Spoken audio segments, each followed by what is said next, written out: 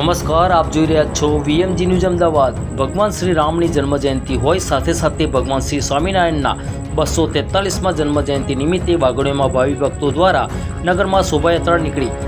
BAPS Swaminarayan સત્સંગ વાઘોડિયા દ્વારા ગુરુહરિ મહારાજના પ્રેરણાથી વાઘોડિયા હરિભક્તો દ્વારા મહાશોભાયાત્રાનું આયોજન કરવામાં આવ્યું હતું।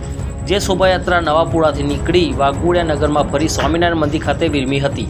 શોભાયાત્રામાં મોટી સંખ્યામાં હરિભક્તો, ગ્રામજનો, ભાવિજનો જોડાયા હતા। સૌ કોઈ ઉત્સાહનો જોવા મળ્યા હતા।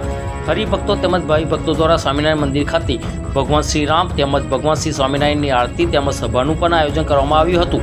રિપોર્ટર શૈલેન્દ્ર પ્રજાપતિ સાથે સંદીપ પટેલ, મારી દેશની ખુશ્બુ, બીએમજી ન્યૂઝ વાઘોડિયા। ભગવાન શ્રી રામ તથા ભગવાન શ્રી સ્વામિનારાયણના 243માં જન્મજયંતિ મહોત્સવ નિમિત્તે બીએપીએસ સ્વામિનારાયણ સત્સંગ મંડળ વાઘોડિયા દ્વારા ગુરુહરિ મહંત સ્વામી મહારાજની પ્રેરણાથી આજે નગરમાં શોભાયાત્રાનું આયોજન કરવામાં આવેલું।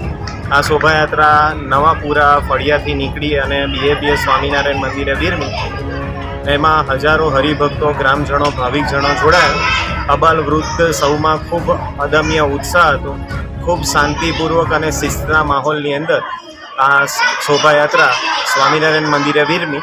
7 વાગે ભગવાન સ્વામિનારાયણની જન્મજયંતિ નિમિત્તે આરતી તેમજ 8:30 વાગે ભગવાન શ્રી રામ તથા ભગવાન શ્રી સ્વામિનારાયણના જન્મજયંતિની સભાનું આયોજન કરવામાં આવેલું છે।